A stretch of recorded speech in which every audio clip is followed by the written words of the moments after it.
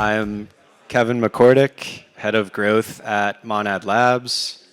Fun fact, I was actually Crypto Twitter's first ever intern. So I've spent about 4 years taking notes on the best and the brightest, a lot of people in this room actually, so I'm an honor to be up here. Second fun fact, this is actually my first ever keynote, so don't take it personally if I lose my place or something. I promise I'm trying my best. So I have really two passions, blockchains and memes, and today we're going to do a little bit of both. So we're going to talk about accelerating EVM execution using some analogies, memes, verbal, pretty much verbal memes. That is the essence of the connection between memes and analogies. So first, all right. It doesn't look like their slides are going to lay out the way that I put them up. I guess first, can I get a show of hands? Who here has heard of Monad? Or you may have heard of Monad. Both are actually correct. Sweet. And then another show of hands. Who here knows how parallel execution works? Few gigabrains, few right curvers in the audience. Great. So it seems like perfect audience for this, right? We're going to be talking about Monad and how parallel execution actually works under the hood. So what is Monad? Monad is an EVM L1 with a few key characteristics, over 10,000 transactions per second or a billion gas per second, 1 second block time, single slot finality, and EVM bytecode equivalence, right? So any EVM app can be redeployed without any changes. At the core of Monad are two key pillars, decentralization and performance, right? So hundreds of nodes operating in consensus at the same time, eventually scaling up to thousands, and minimal hardware requirements, right? This is key for maintaining decentralization. So a full node on Monad will require 32 gigabytes of RAM. For context, Ethereum requires 16 gigabytes, and Solana requires 128 gigabytes. So the three things that we're going to run through today, asynchronous execution, parallel execution, and MonadDB, or parallel state access. So asynchronous execution. For some background, most blockchains have interleaved execution, which means that execution and consensus are actually happening in the same block. Can you even read those? All right.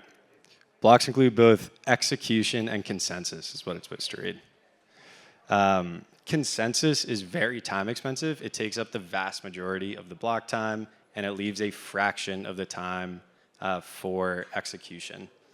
So let's take Ethereum, for example. Ethereum has 12-second block times. It has a 100 millisecond or a tenth of a second execution budget.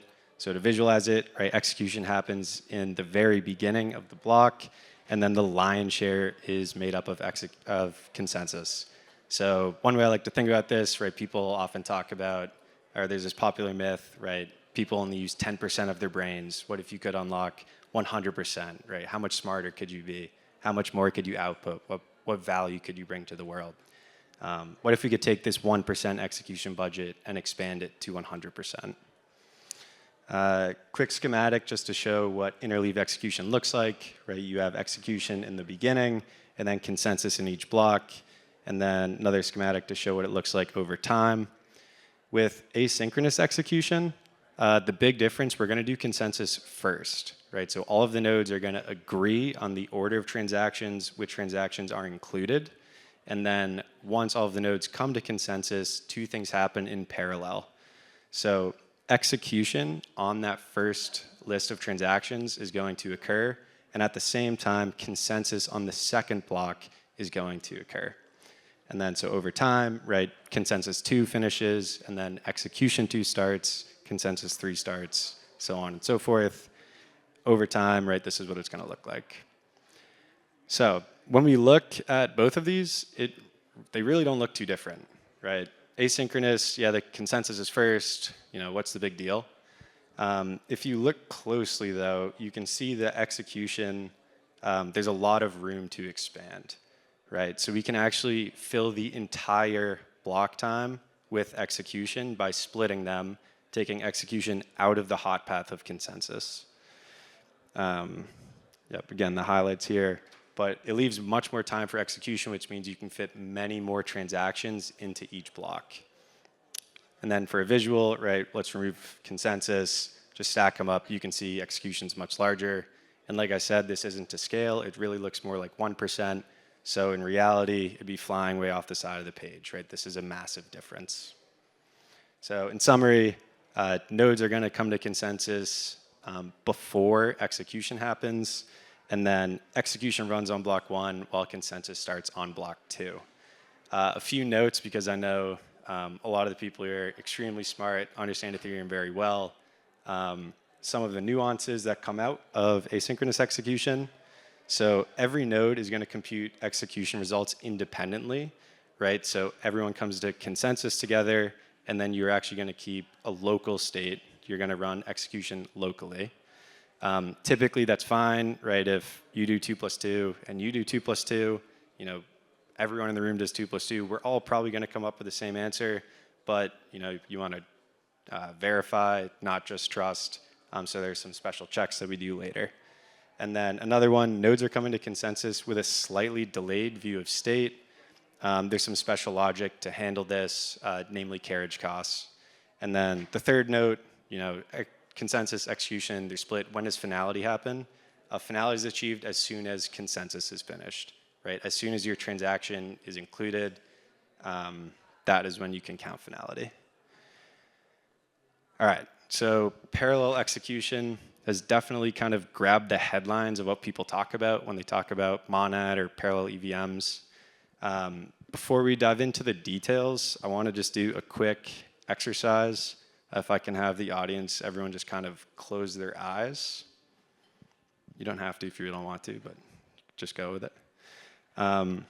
So picture a highway that's just running through a field, 1-lane highway, and then put a toll booth on that highway. Not like an easy pass, like one of the old ones where you throw the quarters in.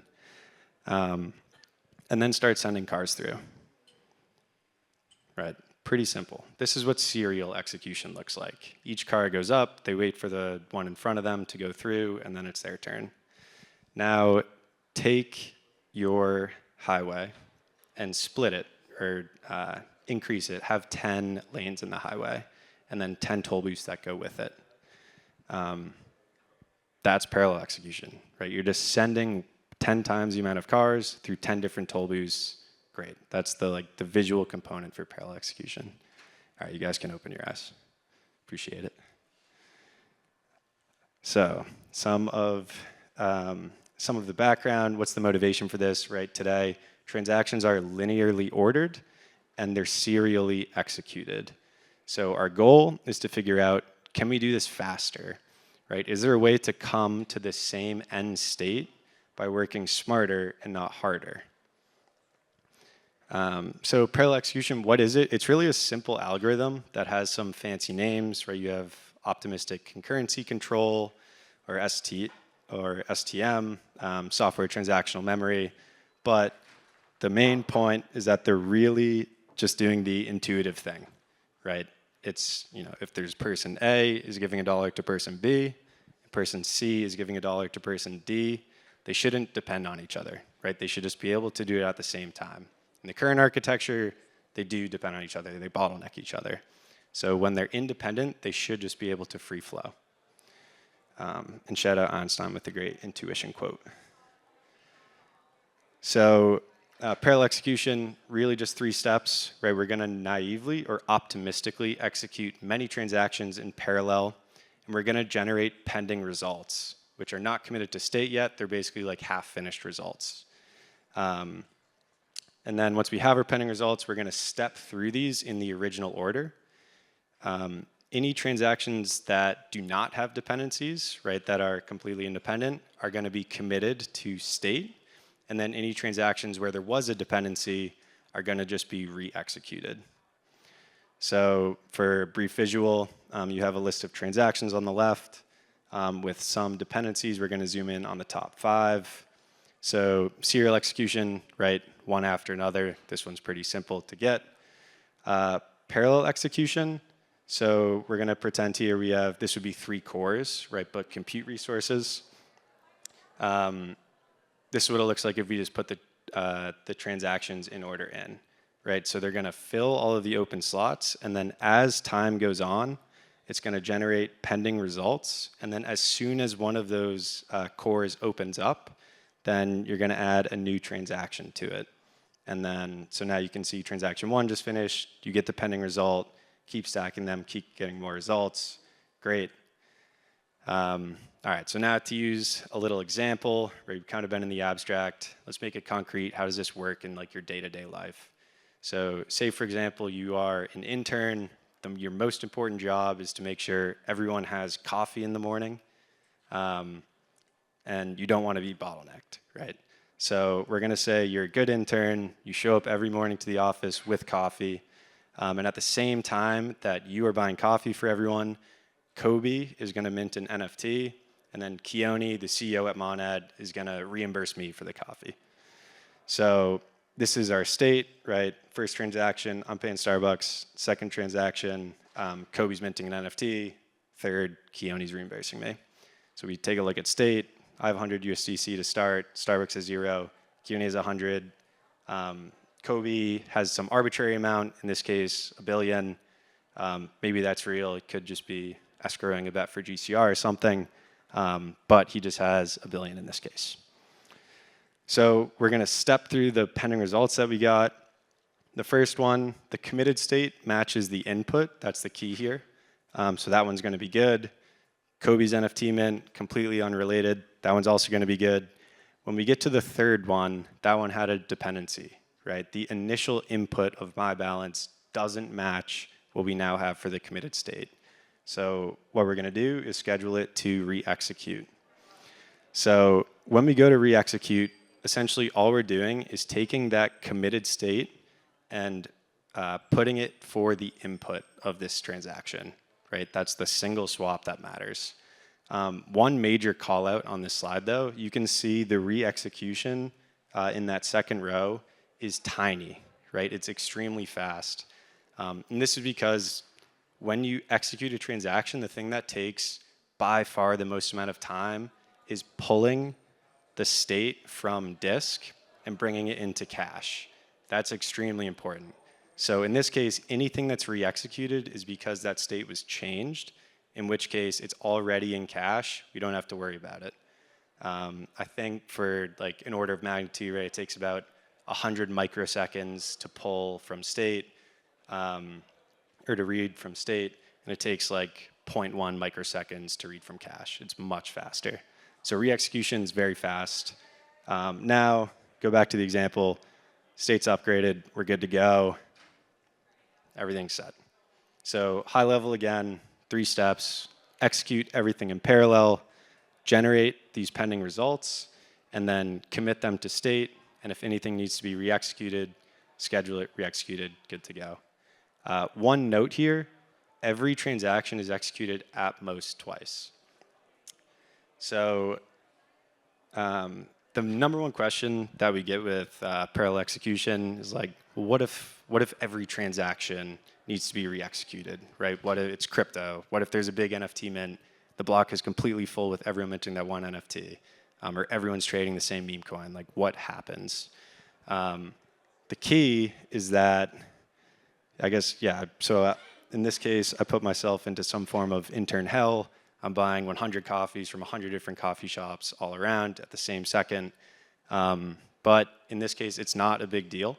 And the reason for that is that first transaction that executes pulls that piece of state into memory, into cache, and then you're just using RAM. So second executions are extremely fast.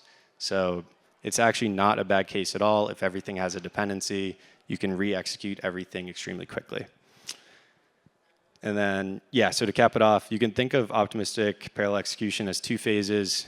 You run all the executions in parallel, which is generally slow because you're pulling from state, but it's kind of much better than the current serial then serial execution because you're doing them in parallel, right? You're doing a bunch of transactions at once. And then surface of state dependencies, and then just execute serially, like which we went over, still very fast.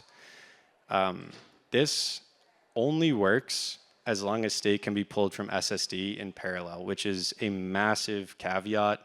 A lot of people try to hide it in their marketing, that this doesn't matter. But this is the most important thing, actually. So, calling back to our friend Einstein from an earlier slide, this was one of his thought experiments. For anyone who's not familiar with the history, right, he used to just close his eyes and think about how things should work. And then he actually came up with relativity that way. Pretty crazy. We're going to do something a little bit easier, but I am going to ask you to close your eyes one last time. I promise it's the last time. So let's go back to our mental model where we have 10 lanes on the highway and 10 toll booths. Now, right after those 10 toll booths, I want you to place a tunnel that has one lane. So everyone's going through the toll booth, and then everyone has to merge back into one lane. Now, common sense, right? You're not actually going to get any more throughput. It might look sexy on your Twitter page that you have 10 toll booths, parallel execution, but you're not actually getting any more performance, right? You have that tunnel bottleneck. What we want to do is open up that tunnel to 10 lanes. So in your mental model, right, open it up to 10 lanes, and then you can see all the transactions flowing through. You know, the system is singing, everything is great.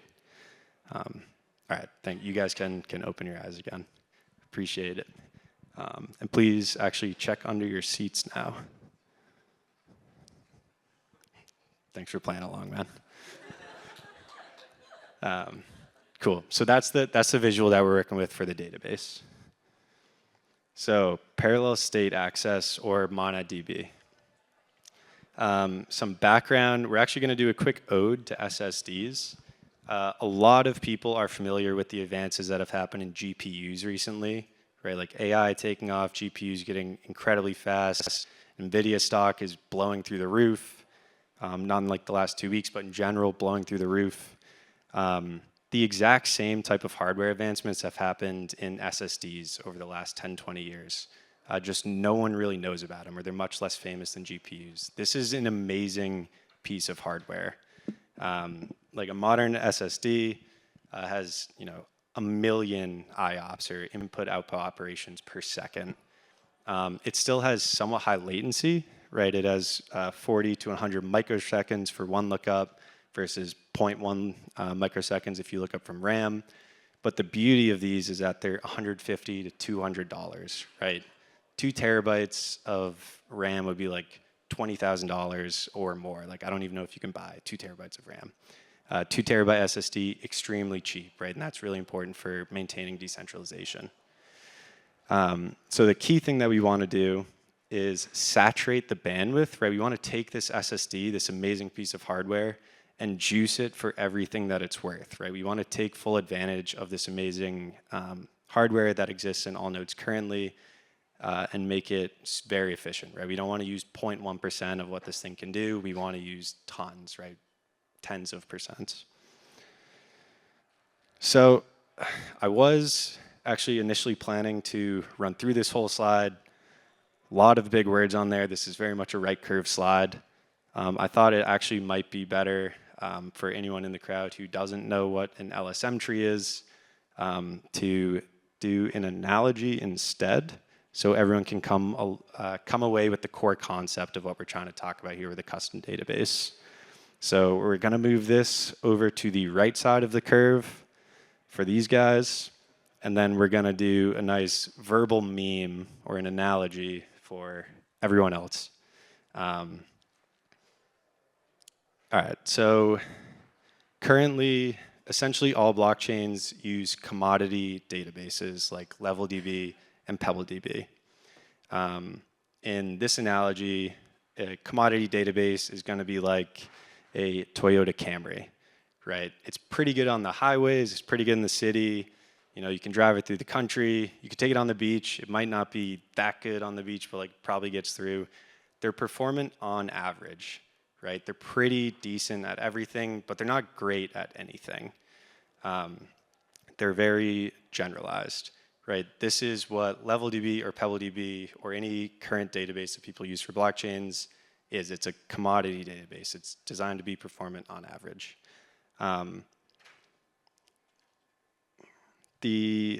So even if you worked at a large Web 2 startup, right, you may actually use one of these databases. Like, this is not a blockchain-specific architecture. It would be if you had to, store a bunch of data and retrieve it, then you actually might use LevelDB or PebbleDB. It's not a blockchain-specific thing. Now, blockchains don't need to metaphorically drive on the highway or go through the city or go on the beach, right? They do very specific things.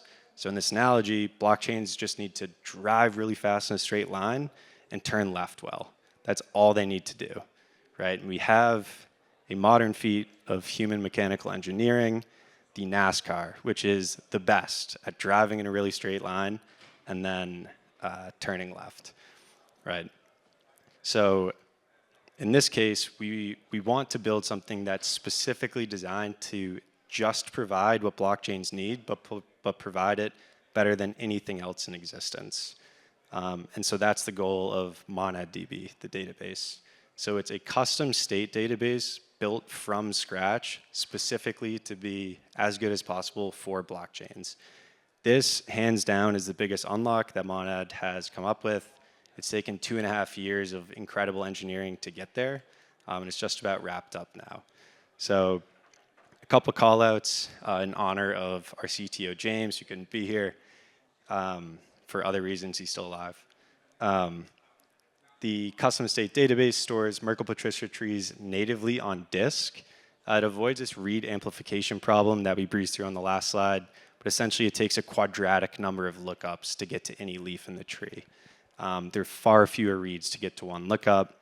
It does asynchronous input-output via IOU ring, and has many other optimizations as well, such as bypassing the file system. And the main goal of all of this is to saturate this SSD, right, juice this thing for everything that it can provide, and get to a point where the entire system is humming well and there's no single bottleneck that's holding any part of the execution back. So the result of all of this, right, is a parallel access custom state database, which massively accelerates execution. So, in summary, just going to walk through the last three.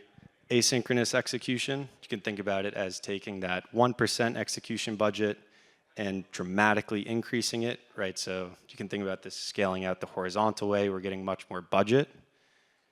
And then parallel execution, instead of each one having to go one after another, we can do multiple transactions in parallel.